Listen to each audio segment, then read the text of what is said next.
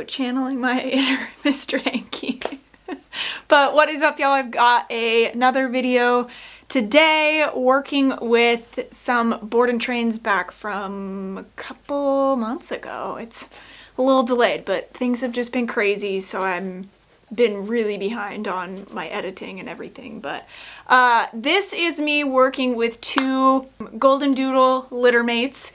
They are very fearful dogs, so this is going to be a helpful video for those of you that have more fearful dogs that you're really slow to make any progress with because they're scared of everything and not super motivated to want to do much just because everything is foreign and weird for them. So to the average person, this session is not going to look like we've made a whole lot of progress, or what this dog is afraid of seems a little bit ridiculous, and in my opinion it kind of is, but it is what it is. I can't control what this dog is afraid of and what this dog is comfortable doing, so I gotta work her through that to, if I'm gonna make any sort of realistic, real life progress with her, because we gotta get over these little irrational fears if we're eventually gonna start to tackle the more complex ones. So keep watching if it's something that you're struggling with and not sure how to address, and see how we handle it. So I'm doing a voiceover on this video because it's pre-recorded from about 6 weeks ago and I didn't talk through what I was doing at the time. I thought it was going to be too distracting for these dogs. I'm also playing music on my phone in the background and I don't want to get copyrighted for that, so I'm going to try to talk over it as much as I can. By the way, check out Taylor Acorn.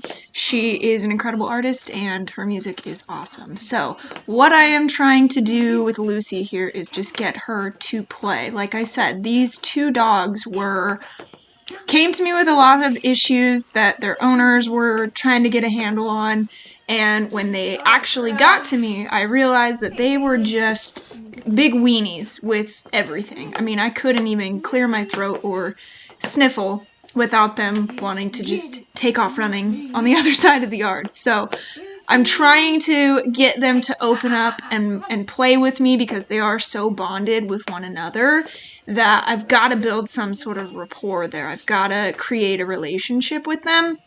So that's what I'm doing here, is trying to get Lucy to play. And we kept at that. I've got some updates there, but we kept at the play incessantly because I was determined. But in this session, I kind of decided to switch gears. So we're moving back to using food.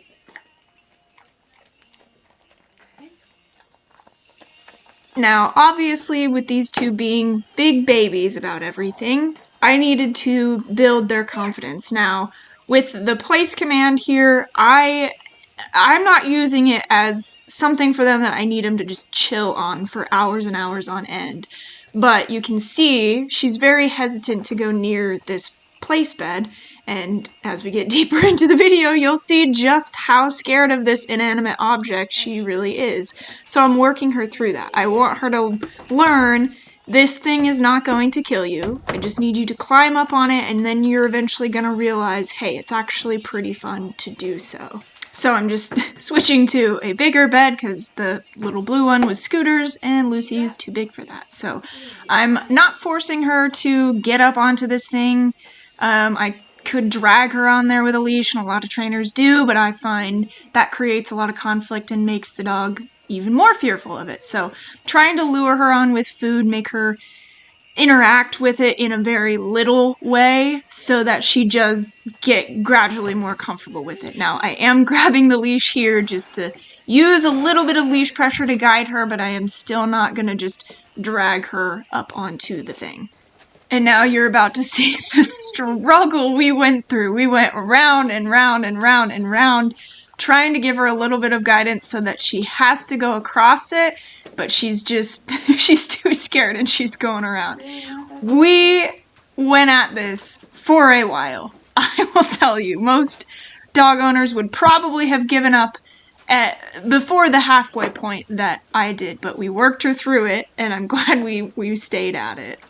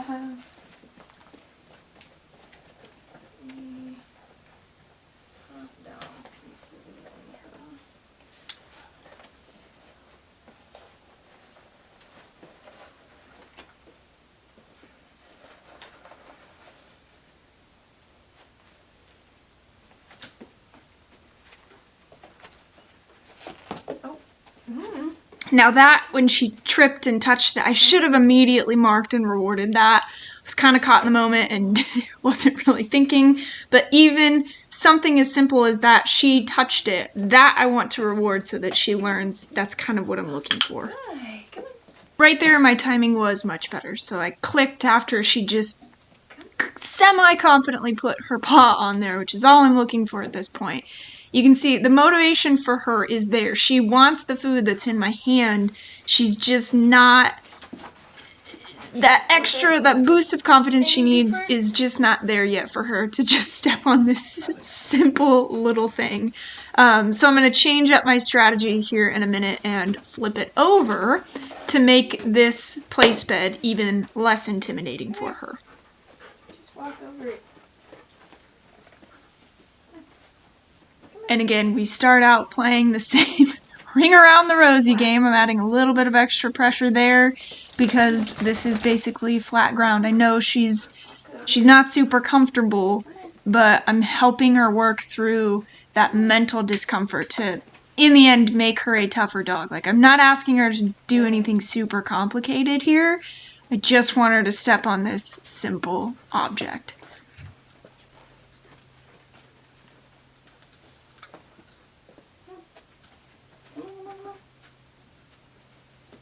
Good.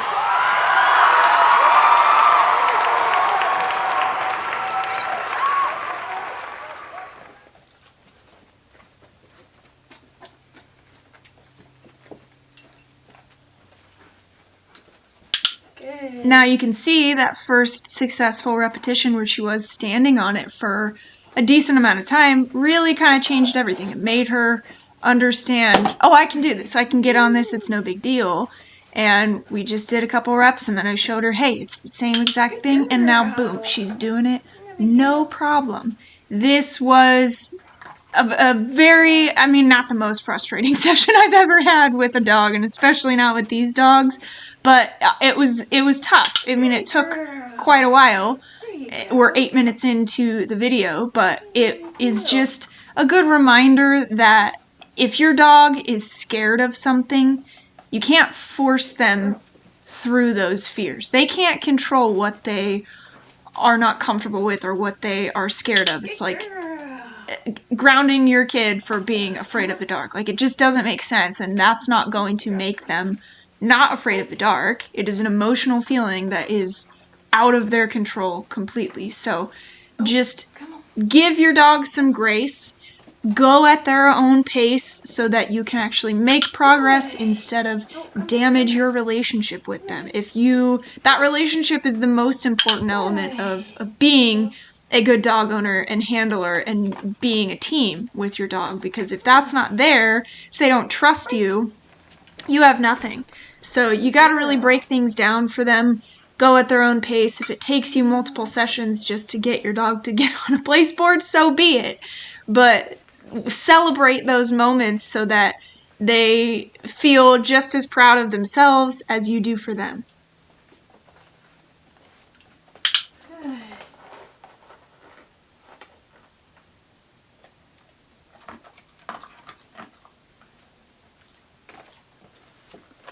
Good girl. Good.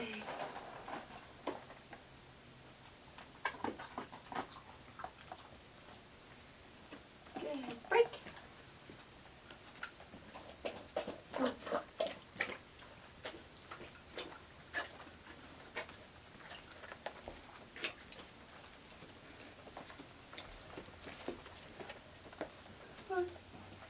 Good. Oh, gross. Your beard is all wet.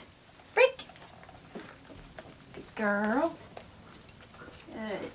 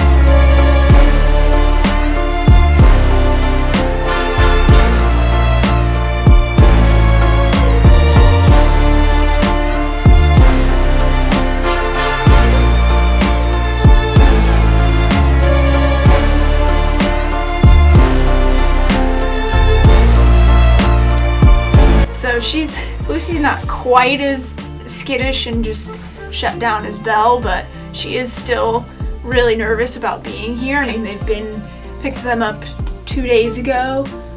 It's been a very slow process and it's really frustrating, but not giving up, gotta persist, gotta make some progress and get these dogs to stop being such weenies, because this is ridiculous. No dog should be living in fear or stress like this all the time.